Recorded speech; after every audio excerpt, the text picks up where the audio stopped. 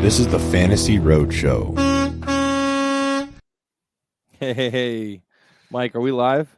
We are live. Live. Welcome back, everybody. This is the Fantasy Roadshow. Not on the road today. We're at home today, but back again. I am your host. We are your hosts. My name is Ryan. You can find me on Twitter at fantasy_trucker. And this is Mike Kulz. You can find him on Twitter at Kulz_sports. Mike, as always, how the hell are you doing today? Good, man. I got my I'm repping my Chi-Town. Yeah, there we go. On. I love it. It's good. It's 103 outside. Oh, I'm hitting the golf course here in an hour, 2 hours. I'm jealous. So it's gonna be a sauna round. But I love it. I love the heat. It hugs me like a warm blanket, and I think I'm just built a little bit differently when it comes to this weather. I love it. Yeah. I envy you, but at the same time, I don't. Okay, so I don't know how I would handle that heat over there, but I do want to. No, go ahead. What were you gonna say? Just gonna ask how you were doing. I'm good, man. Home, have a couple days off. It's feeling so refreshed. nice. Sleeping in a bed. Yes, Your own bed? as much as I love the life on the road, I love being at home, man. There's nothing like it. You know, Chicago weather in the summer, Chi-Town summer is great, dude. It's like 80 degrees. It's hot. But never mind like working on the road. Even if you're on vacation, you can only handle so many days, not in your like home routine. Like it's always good to come home to your bed at the end of a vacation. You know what I mean? Yeah, I commend the truckers who are on the road for multiple weeks at a time, but I could never do it, dude. I spend a week on the road, and that's already too much. So I am thrilled to be back home and sleeping in a bed again. So yeah, we do. Absolutely. We do support all truckers. They're arguably the backbone of America, right? Oh, absolutely, man. They need much more recognition than they're getting. When you guys are out on the road driving around, be courteous to truck drivers. Yeah. Stop cutting them off. How do you think you get your shit, bitch? Yeah. America runs on diesel. Don't forget it. All right. Yeah, that's right. But we want to start this pod off by giving a shout out to a nice little company called Celsius. Our sponsor. Yeah, our sponsor. They're our sponsor. Yeah, they're our sponsor, but they don't know it yet. Let's kick it off. Cheers. Oh, yeah. Ice cold Celsius. Love it. What flavor are you working with today, Mike? I got my favorite flavor, green apple cherry. Ooh, green apple cherry. I don't think I've ever had that one. I have one of my favorites, the Arctic Vibe. Yeah. I pretty much stopped drinking coffee because I just crush Celsius now. I drink one right when I wake up. And go to the gym, and then right around lunch. This is typically I don't have one at this time, but it's Friday, feeling good. Golfing here in a little bit, so I cracked another one. But it's my routine is usually morning Celsius, lunch Celsius, and that's how we go. No more coffee. Nice, not bad. I still stick to coffee in the morning, but then I definitely crack open a Celsius for lunch. So. Yep. That's what we've learned so far in this podcast is that America runs on diesel and the Fantasy Roadshow runs on Celly. Hell yeah. All right, Mike. Let's get into today's topic. We're doing Dynasty Tight End Rankings. Probably 1 to 15 is what we'll cover here today. And then we'll wrap up with our final Dynasty episode. To knock off the rest of those, probably get into 35, 40 tight ends. And then we're going to tie the bow next week with a very exciting guest. He's at a big time fantasy sports company. We're excited. We're not going to release who it is yet. We're going to continue to tease you on that, but we're both excited. First guest ever. Tie the kind of bow on what's been a grind of the Dynasty rankings and move on to some redraft stuff and just best ball and kind of just really get into it. It's gotten dry, but it's a very necessary dryness of getting you all of our rankings, our in-depth analysis, kind of have a catalog that you can refer back to, and just kind of get all of our thoughts out there. It was a good way for us to get consistent content out and just like get in work out some kinks. Work out the kinks and just get better. I mean, I think we're a lot better than we were when we first started. So excited to kind of, tie the ribbon on that with a big guest, and I love it. Buckle up, baby. Absolutely. Everybody get ready.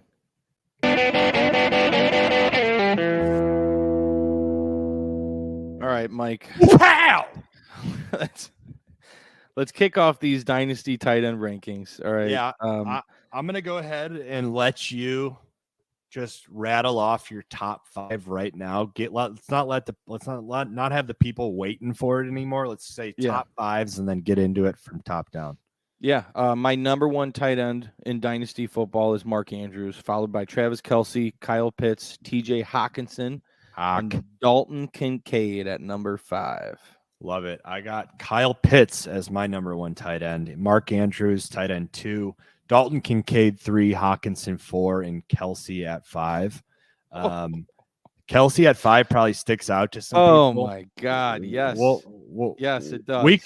Let's just start off with that. I was going to say, let's go in order, but that's probably the one thing that people are worrying about most. Why about most?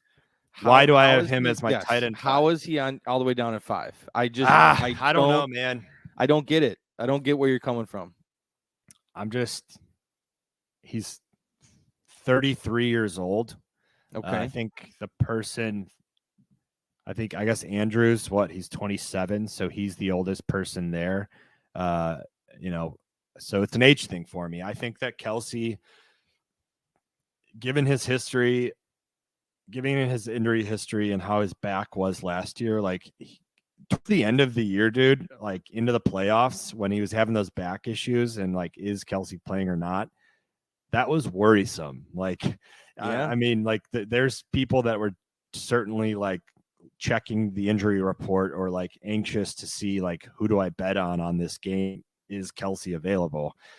So, backs are a tricky thing. And as you're 33 and taking those hits, if that thing gets dislodged again and he has one more injury, if it's a knee or a back that puts him down for the season, 34-year-old Kelce doesn't recover from that injury like 24-year-old Kelce. So I'm worried about that. I really am. I don't want to get stuck holding that Kelce bag, and I would gladly take some of these young, talented guys in good positions, just knowing that I have them long term. That being said, like, will Kelce retire while Mahomes? He's going to have to. Let's put it that way. Like, I know that's going to be your rebuttal is like, why would he retire when he's winning Super Bowls with Mahomes? They're not the same age. They're not the same. There's a 7-year age difference there.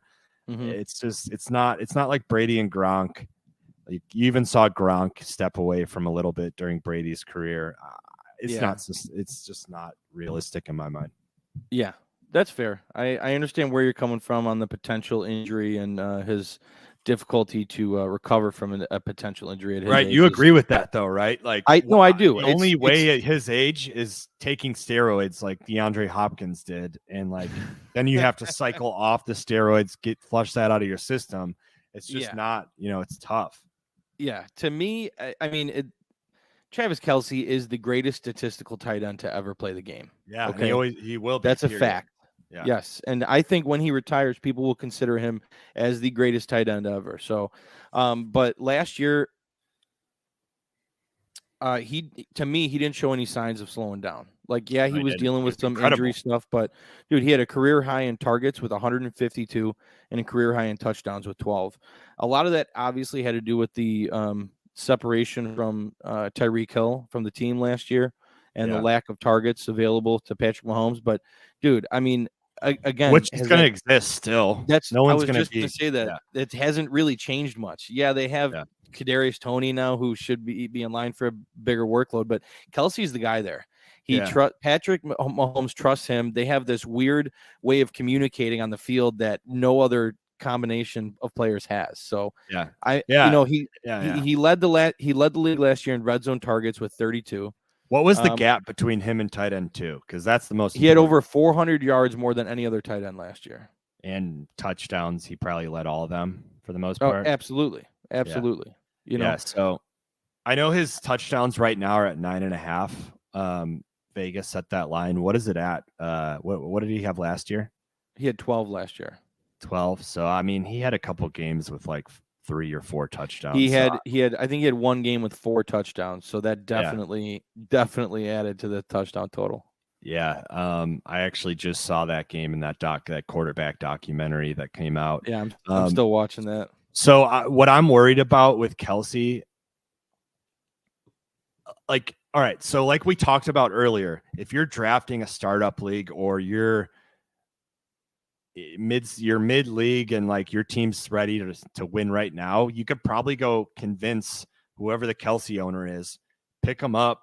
If you're like, he's going to have a good year this year. I think there's no question about that, barring injury, of course.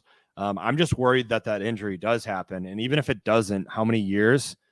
2 might be safe.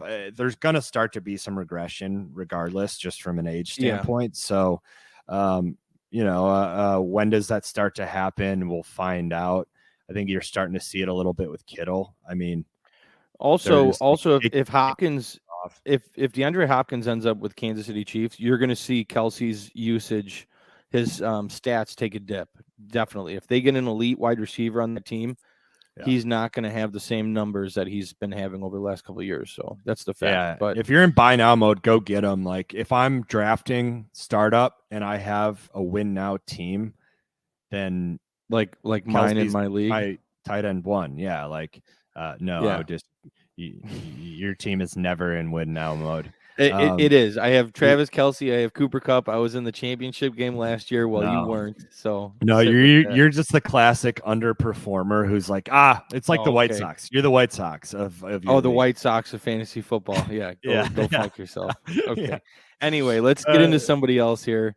Let's talk your number 1 guy who I could very easily have as mine, but as well. Mark Andrews, go ahead and talk about him and why you have him at 1. Yeah, I mean, Mark Andrews is a great tight end. There's no secret there. To me, it's kind of like a no-brainer that he should be the number 1 dynasty tight end. I understand Kelce's 33 years old. Mark Andrews is not. He's 28. I think he just recently turned 28. Excuse me. He signed an extension back in 2021, which makes him with the team until 2026. So he will be like 33 by that time happens. So he's got some security with the team. Huh? How old did you say he is? He's 28. So he'll be 31. That's 3 years. Okay. There you go. 31. Quick math. But but to me, he missed 2 games last year. Still ended up with 73 receptions, 800 yards, and 5 touchdowns. The team obviously wasn't. He had a banged up shoulder too, basically all season. Yeah, the team just wasn't meshing last year with the whole contract situation. Tyler Huntley, Pro Bowl quarterback. Yeah, absolutely. But no, the team should be much better this year with Todd Monken and with Lamar being fully ready to go with this new heavy passing offense. I could easily see Mark Andrews surpass Kelce this year as the number 1 tight end. And then for the future, I don't know if Kelce will be able to keep up with Mark Andrews in that sense. So I could definitely see that happening. That's why I have him at number 1. I think he has his best statistical year this year, and he just cements himself as the number 1 dynasty tight end, in my opinion. Yeah, I love Andrews too. Todd Munchkin could certainly come in and add Munchkin. So then you get Zay Flowers, like Odell. He's kind of a scratch to me, but Zay Flowers, young guy, and Bateman. I think Zay Flowers is a great compliment to Andrews. I just see Andrews being that big-bodied, sure-handed target, and then Zay Flowers being that zip around quick slot. Like, just what a great that could be so dangerous for Lamar, who doesn't necessarily need to stretch the field. Then you guys still have Bateman. You still have Bateman to do that, but Ravens could be tough this year, man. You have Queen and and Roquan on defense. Like, yeah, they're dangerous. That's going to be a dangerous Ravens team this year. Yeah. So that's really exciting. That division is going to be awesome. I'm going to be keeping an eye on them all season. Pumped about that. But yeah, I don't have anything else to say about Andrews. I mean, he's a stud. He's going to be the target. He's going to be the highest producing receiving target on that team. Just like Kelsey is on his team. So that's probably what separates them from every other tight end is they are number one, they're top dog. You know? Yeah, that's what kind of the recipe for an elite tight end is. If you're the number one target on the team, you know, it's very similar to what Darren Waller is going to be this year, in my opinion. So, you know, that's just a recipe for an elite season. Yeah, I should probably move. I have Pitts at 1. I should probably swap them too because I think that's extremely important to highlight. Pitts. Yeah, well, let's talk about Pitts. Pitts who I have at 1, and like I love that people have gotten burned by him now because I think his value is so much better. And I'm probably over exaggerating on that, just trying to do like a correction to that, and just, you know, just doing classic things that I do of like taking a hard stance of that there's going to be against the grain. No, not necessarily that, but like I truly think he's still one of the most talented, pure talent tight ends, almost like a receiver, like a freak. And I think he's only 22. Yeah, he's going to be awesome whenever they find out who that guy is that can deliver them the ball. Between Bijan, London, and Pitts, that's probably the best young core. Even probably better than the Jets in terms of weapons, young weapons, new weapons. So didn't you say the other day the Falcons are reaching out to the 49ers? Trey Lance. Yeah. Who knows? It's all rumors. Rumor mill. I like to poke around the rumor mill and like fuck with people with it. But yeah, you can only put so much, you know. I like to, I'm a reactionist, man. Like I like to get reactions out of people. So if I know like a piece of some little Twitter rumor can get a reaction of you, I'll send it over. You do that to me quite a bit. Yeah, it's hilarious. But I genuinely think like Pitts, London, Bijan, find a quarterback there. Trey Lance would be great. That's a dangerous, high potent offense. So, like I said, I could probably switch Andrews and Pitts, given that like Andrews is right now the number one receiving target producer, whereas I don't know, Pitts like has a lot to go there, and Bijan's going to get so much that we'll see. But yeah, Pitts. Well, Pitts is just he's an intriguing young star in the NFL. I mean, just for the simple fact that he got he was 1,000-yard receiver his rookie season. Yeah, quietly. And Mike, do you know who the only other NFL player to ever get 1,000 yards his rookie tight end season? I don't know who it is, but I'm taking it back. I'm just gonna say I was gonna say Tony G. Nope. Someone I don't know if you guess him, but no, someone associated with the fucking Bears, the Bears. Kellen, Greg Olsen? Mike Ditka. Oh, Ditka. Mike Ditka is the only other player. Fucking Ditka, dude. Mike fucking Ditka. Ditka right now. Mike Ditka and Kyle Pitts are the only two NFL tight ends to ever get 1,000 yards a rookie year. So he's in an elite category there. Yeah, that's great. But anyways, I think we can move on to Mr. Kincaid, who I have at 3. We don't really have to say much about him, to be honest. Like, it's pure speculation. Bills went and got their guy, Josh Allen, weapon for the future. There's a lot of value in that. Josh Allen's QB1 on a good year in fantasy. Like, he's got all the cheat codes. He doesn't necessarily have his targets set in stone right now. Diggs, of course. Gabe Davis didn't perform to the level that everyone thought. You get rid of Beasley, you get rid of Isaiah McKenzie. Like, Singletary's gone. Knox seems to have a new role now. So Kincaid's a tight end by description, but he's supposed to be playing in the slot, getting those Beasley targets. If he's a possession Beasley type receiver with his body and athleticism, like you're going to catch 6-7 balls a game, which is, with that much volume, you're going to perform at a high level. So I love the idea of being bullish on him.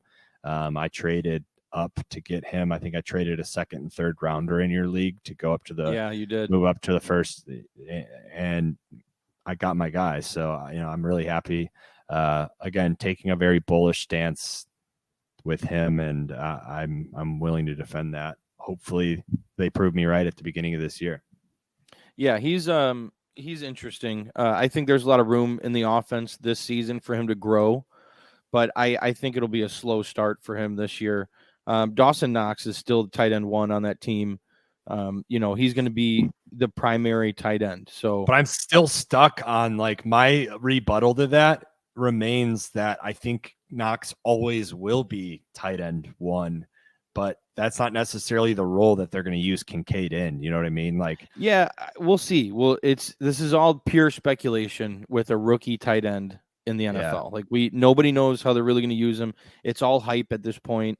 But, and Dawson Knox has a red zone chemistry with Josh Allen. I mean, he scored 15 touchdowns over the last 2 seasons in the red zone. Like, he's just there's a connection there that it's going to be hard for Kincaid to really work in there in the red zone. But like I said, there's room for him to grow, and I could see him making strides this year, and then he's going to be considered a top option next year. Yeah. We'll see. I have a very good Bill source that says, "Oh yeah, whatever." We don't need to dive into that. Fair enough. I don't want to. How about Hockules, TJ Hawkinson? You take it away first with Hawk. Yeah, Hawkinson's interesting, man. He was a great tight end with the Detroit Lions, but then he got traded to the Vikings. He's 26 years old, and since becoming a Viking last year, he ranks first among all tight ends in receptions with 52. That's more than Kelsey from that time on. And he ranks first in contested catches with 10. Second in yards with 491. Like, the Vikings were using him in a way last year that just an elite usage. Like, he was getting sometimes like 10 targets a game. I think what was his in the last game, last playoff game when the Vikings lost to the Giants, he had 11 targets for 10 receptions and 129 yards. If you're getting that out of your tight end, I mean, what are we talking about here? You know what I mean? That's elite, and he's 26 years old, dude. I don't know. I'm bullish on Hawk this year. You just took my line of, what are we even talking about here? What are we even talking about here? No, but it's true though. I mean, the guy's a beast. So again, here's going to be a guy that I'm not going to have much to say about.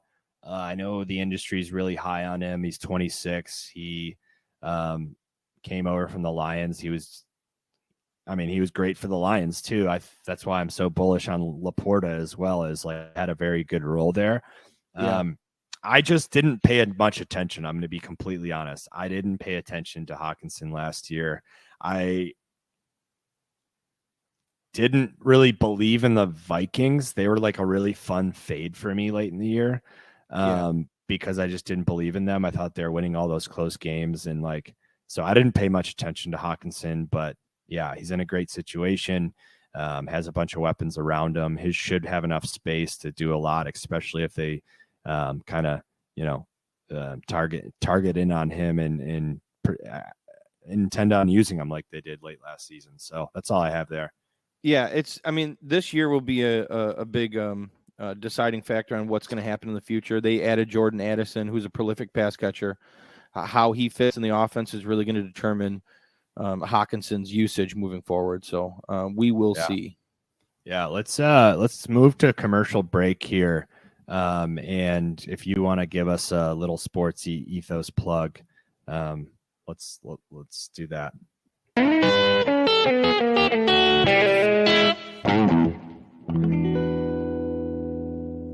All right, folks, this is a very special time at Sports Ethos because we've officially launched our NFL Draft Guide for the 2023 fantasy season. It already has more than 60 pieces of content in it, including massive team breakdowns and rankings.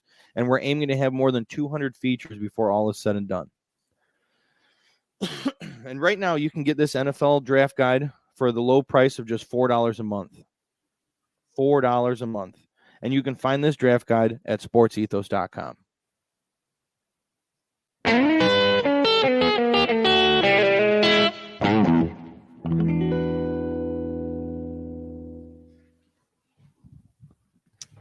Perfect timing, Mike. Perfect timing. All right, we're back. Yep. We're back at it. Mike, where do you want to kick things off on this side of things? Where do I want to what? Where do you want to go from here? Who do you want to talk about on this rankings? We dove in. Have we covered both of our top fives? I think so. We have. Yeah, let's talk George Kittle. Yeah, we both have him at 6. From 6 to 10 here, I have George Kittle, Dallas Goedert, Greg Dulcich, Darren Waller, and Sam Laporta rounding out my top 10. Yeah, I have Kittle, Goddard, Laporta, Njoku, Dulcich. Okay. Which is funny because this is another classic situation where I think I know that I'm a lot higher on Dulcich. Well, I was. You were always high on him too, but like I've been on that Dulcich. I think I got you on Dulcich, and now you're like super high on Dulcich. Yes, from last year's usage, he's intriguing, but over the course of this offseason, yes, I was like, oh yeah, Dulcich is interesting. But now at this point in time, I'm like gung ho, Greg Dulcich, breakout candidate. Let's go. I'm on the train. Yeah, I mean, like, dude, look what Sean Payton's offense did with Jimmy Graham's career. And Russell Wilson's always loved his tight ends, so I think it sets him up. Plus, you add in the fact that like the Broncos should take a big step this year, given everything that happened last year and who they are. So they should take a big step forward. So he's going to be a huge part of that. So yeah, and the coach is already referring to him as the Joker. He wants to create mismatches on the field, man. This guy's, he's already envisioning, or he's seeing a vision with Dulcich, and I just, I'm very, go look at his excited. College tape. If you need to be sold on Dulcich, I'm an eye test guy. Like at this point in the podcast, it's not rocket, like it's not hard to catch on that I am very much an eye test kind of guy. I'm more of like a just call it how I see it kind of person. I will get into the numbers, all the research. I do all the research, but I'm not sitting here throwing stats at you. Go look at Dulcich's college film and tell me that, between Peyton, Russell, where that offense is going, that he's not going to be a force this year. Yeah, absolutely. But that's good. That's funny that you put it that way. I'm like the play-by-play, and you're the color commentary of the group. So it's works out. That's what we're doing. All right. So George Kittle. Yep. Yeah, Kittle for me. He's great. He has amazing games. I've talked about him being the heartbeat of that offense and that team. Purdy stepped in and recognized, like, if I get Kittle going, the offense goes. It's just like one of those things where he drives his energy when he gets going, and how fucking he just gets pumped when he makes a big, you know what I mean? Like, he's an electric player. If you have any emotional intelligence, when you're watching a game, you can see the impact that Kittle, when he catches a first down and fucking gets rowdy, the team really builds on that energy. So I love what he's doing too in the offseason with this whole tight end university thing. The work he's putting in with that, helping out this young group of players. It's great to see. I love to see it, and he's just a stand-up guy. Yeah, he's awesome. I do think there's so many weapons there, and you can only, have a certain amount of high-end weapons. So yeah, I think between the age and that, like, he's a great blocking tight end too. So like, he's one of the best. Yeah, he's always going to be a huge part of it. I just think he takes some games off production-wise because they have so many mouths to feed. So that's why. I mean, we saw that happen. He's 29 years old. He has 3 more years under contract with the 49ers. And his catch rate dropped below 70% last year after 3 consecutive years of being over 75%. So he saw a dip in his ability to catch the ball. But, he's a very boomer bust type of player. I think last year he had 5 games over 80 yards and 8 games under 30 yards. So it's either like he outperforms expectations or he drastically underperforms. Yeah. So that's what you're getting with Kittle. But he's gonna have the ability to get you those week winning games, especially if Purdy is the guy. If Purdy is the guy, well, last year Kittle had 11 touchdowns last year, and 7 of which came in the last 4 games with Purdy. Like Purdy just unlocked Kittle. So if he's the guy, Kittle, expect big things from Kittle, Purdy's not the fucking guy. Okay, whether you think so or not, I'm just saying in the possibility that Purdy's not the fucking guy. All right, enough with your Purdy slander. Let's move on. Who else you want to talk about here? Dallas Goedert, just solid. Like, I don't really have much to say here either. He's got a defined role in one of the best offenses in the NFL. I think he's going to get you around that, 55 to 60 catch mark, 700 to 800 yards, and 3 to 5 touchdowns. I think that's just, what you're getting out of Goddard. He's not going to get any more than that. He's not going to get much less. So that's who Goddard is. Yeah, you're stereotypical high floor, low ceiling type of player. That's just what he is. Yeah. You're not going to get consistent. Yeah, you're not going to get 50. If you're drafting Dallas Goedert, expect 50 to 60 catches, 700 to 800 yards, and 3 to 5 touchdowns. That's what He did. He's 28 years old. He's got 3 more seasons under contract with the Eagles. He's increased his receiving yards per game in each passing year. So every year he's been in the NFL, he's been doing better with his receiving yards per game. He's coming off back-to-back seasons better than 10 yards per target. So this is all intriguing to see. It's, he's improving, trending in the right direction every year. And he is just a solid third option for Jalen Hurts in this high-powered offense. Yeah. So that's just what it is. Yeah, I need to get better at looking at per game numbers because, he had 55 catches, 703 in 12 games. I use Sleeper to kind of look at that, the Sleeper history. That's kind of how I look at his yearly numbers. I would like to see per week a little bit more because in my mind, like, that's more important to me. Like I can your per game, your usage per game. Yeah. Because for me, like, if I draft like a Christian McCaffrey who may go down a couple of games, I can manage. I've always got a deep bench. I'm always making moves to figure out who I can plug and play, So for me, it's more about per game. So anyways, that's just kind of a side comment I made. Yeah, well, it's important. It's important to understand that is a very sticky stat where you're looking at your per game production is a great indication of what you should be expecting. That's all. Yeah, for sure. How about Darren Waller? You go ahead with Waller.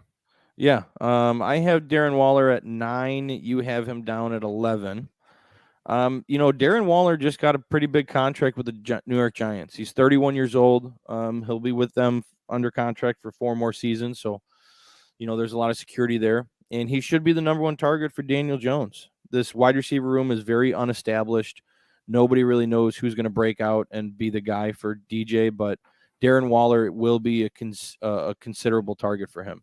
After consecutive seasons with at least 1,145 yards in 2019 and 2020, he missed 14 games over the next 2 seasons due to injury. So has that somewhat injury bug recently, but if he stays healthy, man, the guy's a freak of nature. The good things that George Kittle was saying about him at Tight End University, he among all the tight ends at Tight End U, Darren Waller just looks different. Like he's that type of athlete out there. So I'm excited. I would be excited to have him on my dynasty team. And if I'm in win now mode, I'm definitely targeting him. Yeah, he's a guy who you said I have down there at 11. As you can tell, I like the youth. He's another guy who I have sitting behind Laporta and Njoku, Dulcich, and then I have Waller. But again, he could very well the next 2-3 years play himself into a lot higher value than that 11 spot. Love him for that offense. I love that DJ has another weapon. Saquon's the go-to guy there. Wide receiver room isn't defined, so he's definitely the guy to lean on and should have a big couple of years ahead of him. Yeah. You mentioned someone that you're higher on is Sam Laporta. I love Laporta. Yeah, you do. Go ahead. Why do you like Laporta so much? In Iowa as a tight prospect? end. Iowa tight end receiving all the hype. I think that like Lions, I think his role immediately is going to be Hawkinson level when Hawkinson was at the Lions. So like, yeah, they got him, they drafted him. From what they've seen from him so far, they're like he's by far the best player on the field in rookie OTAs. So he's going to get a big role immediately, and then I just think he's going to perform at a high level in it. That offense likes to run and gun, and if Laporta is a guy that can kind of step in and be a cornerstone of that offense, then he's going to be there a long time. He's going to be used for a long time, and he's going to be one of these top 5 guys that we're talking about. So I'm high on him. I think he's built really well, and is in an offense that they're on the rise, and he's there at the right time, so he can catch that ride on the way up, and he can have a great career there. Yeah, I think it's going to help him in the beginning of this year that Jamison Williams is suspended. I think he's going to see a much larger target share. And yeah, you're right. He's going to be the top tight end on an improving Lions offense.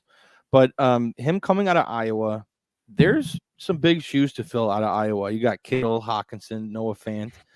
But when you're looking at their college production, Laporta was nowhere near these guys. Like he scored 5 times in 4 seasons. No fun sucks.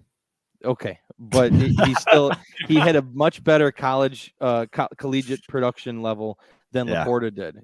Just the fact that you score 5 times in 4 years, that doesn't necessarily mean he's not going to be a target in the red zone for Jared Goff. I just think when you're looking at the track record, it's just it's a little concerning for me. Yeah, I'd like to look in to see why he only scored that much. Could have been a late bloomer. He could have not put on the size that he currently has. He could have been behind some of the guys you mentioned, which he wouldn't have been. But I don't know.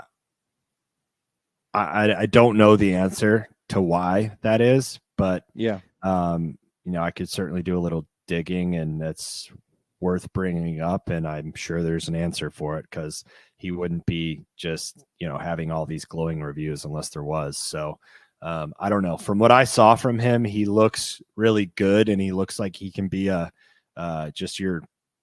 when you hear about the tight end mold right now and what everyone's looking for, Sam Laporta is that. Yeah. No, that's fair. So physically, he's there. I think his IQ is a lot higher than than the Lions even expected. That's probably why they said he's ready now and has the most glowing reviews out of that rookie camp. So I'm very bullish on him. Yeah, absolutely. How about another young tight end over in Tennessee, Chig Okonkwo? I can't even pronounce his first name, so I'm just sticking with Chig. But Chig. She is Chig. He's Chig to me. Chig Okonkwo. Yeah. Chig, so I mean, are you interested in Chig at all in Dynasty? What's your gauge on Chig? I'm not going to have a lot to say about him again. First of all, I don't really like that Tennessee offense right now. I think Tannehill's the guy there, which is okay, but there's no future plan, which always worries me. And then I just don't know enough about Chig for me to come in here and sound like I know what I'm talking about. To me, it's I hear a lot of hype around him in the industry. I haven't bought in or really. I don't know is the answer. He didn't. I'll give you a little background here. He didn't have a great rookie campaign in Tennessee, but he saw improved production towards the end of the season, towards the second half. So he was trending in the right direction. To me, he's just a breakout candidate for tight ends. You can get him late in drafts. He's very cheap in Dynasty, but he has the ability to break out here, especially, for the one reason that the Titans have the worst, and I'm not even lying here, the worst wide receiver room in the NFL. So when you're an intriguing tight end on a team with terrible wide receiver options, you're in line for a great production role. So I like him in Dynasty. And I'm excited to see what happens there. Now, if Hopkins, there's a lot of question marks to still play out that are going to decide a lot of people's future exposure and stuff. But I don't know. As of right now, Okonkwo seems interesting to me. We both have him at 14. Yeah. I do want to talk about Joku, who I have at 9. And you have him there at 12. He is another, like you talked about Waller being a physical freak. In my mind, like from the aesthetic, Njoku's got that. Like he's just jacked. He's massive. Yeah. And I think that he's like been getting better, maybe not at the rate that everyone would have hoped originally, but he's getting better, and he's in an offense that is also going to be getting better and has a top 5 guy behind it in Deshaun Watson, who I think you're going to see break out, like he in kind of reestablish how he was earlier in his career. So I love Njoku. He's in an offense that like needs him to step up and be that guy. You're going to have Chubb taking on a lot of production. Hopefully Jerome Ford fills that secondary running back role that Hunt had for all those years. Cooper's getting older, but he's a stud and a ball hawk. And then it's like, Njoku, you better be that third high producing tight end that we need if we want to keep up with the Bengals and the Ravens. So that's kind of where I'm at there with Njoku. And I believe in him. I like him a lot. No, I do too. I'm right there with you. I'm riding with you on that one. Last year he flirted with career highs, but I think this year he surpasses all of them, with Watson. So he finished at number 10 last year. I could see him finishing well inside the top 10. The team's just going to be much better. So there's not much else to add there.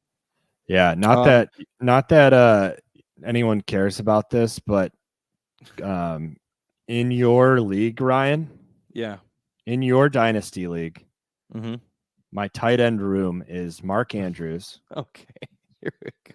David Njoku, who I have stacked with Deshaun Watson.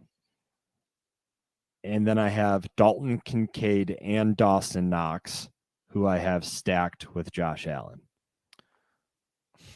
Love it. That's my future. That's what the Don't act like you're not impressed. That's what the future holds. Yeah. A round of applause, everybody, for Kulz's dynasty squad. But no, Mike, in all seriousness, your team's looking pretty good this year. So love the tight end stack. That's just how high I am on Njoku. That's, I think he's going to be a big part of that offense. I don't know what you have to say there. Yeah. Not much else to add. I just, go ahead. Yeah. I want to round out. I want to finish up tight this first, 1 through 15, I think, but I want you to talk about one guy being the resident Chicago guy. I want you to talk about Cole Kmet. I have him at 13. You have him at 11. You're the Bears guy here. Let's hear what you got for Cole. Cole Kmet, man. I'm very excited for Cole Kmet this year. He finished as the number 7 tight end last year on an offense that led the league in rushing percentage with 56. Led the league in rushing percentage. They just ran the ball so much, but he still finished as the number 7 tight end. He's displayed promising chemistry with Fields down the stretch of last year. Everybody saw it. He scored 7 touchdowns in the last 10 games. Like, he just looked like he was building this rapport with Fields that could definitely build on this season and for years to come. 24 years old. He hasn't missed a single game since being drafted. Not a single game, Mike. The guy's a beast. Obviously, he has more target competition this year with DJ Moore, but I just think Cole Kmet's going to be heavily involved, and I personally think the Bears are going to make strides this year in the passing game, and you're going to see Cole Kmet's numbers rise because of that. I can't wait, man. Very excited. Yeah. Yeah, I want to sit down here with my Polish sausage and jerk off Cole Kmet too. All right. You're all right, buddy. All right, enough there, buddy. Check it out. All right. No, but finishing up, Freiermuth and Pat Freiermuth and Michael Mayer. Those are the last 2 guys I really want to talk about. Do you have anything to say on these 2 guys real quick before we round out this episode? Freiermuth, Heath Miller, Michael Mayer, Notre Dame tight end U. Okay, fair enough. That's it. That's fair. Mayer, we'll see what happens, man. He's filling in the Darren Waller role. He's a good route runner with excellent hands. caught 138 passes for 1,600 yards and 16 touchdowns over his last 2 years with Notre Dame. At one point, he was considered the best tight end prospect this year. So we'll see. I mean, his performance at the combine showed that he's kind of average, in my opinion, but we'll see what happens, man. And then Freiermuth with Pittsburgh. Yeah, the Muth. I love that that nickname. Yeah, that must be pretty electric over there at the I forget what their stadium's called. Yeah, Heinz. No, Heinz. It's Acrisure. Acrisure now. Horrible. Yeah, Schittsburg. Yeah, but he finished. Yeah. He's worth a conversation. He finished as the number 8 tight end last year on a struggling offense. Towards the end of the year, he scored 7 times his rookie year with Big Ben, but he hasn't scored a single touchdown with Pickett, not a single one. So we'll see if that improves. It probably will. What about with Mitchell Trubisky? 10 guy. All right, we're gonna end this episode. We appreciate everybody checking out this tight end rankings 1 through 15. Come back tomorrow. Come back tomorrow to check out the rest of our tight end dynasty rankings. Mike, you're a fucking special. Buckle up, baby. Buckle up. Whammy.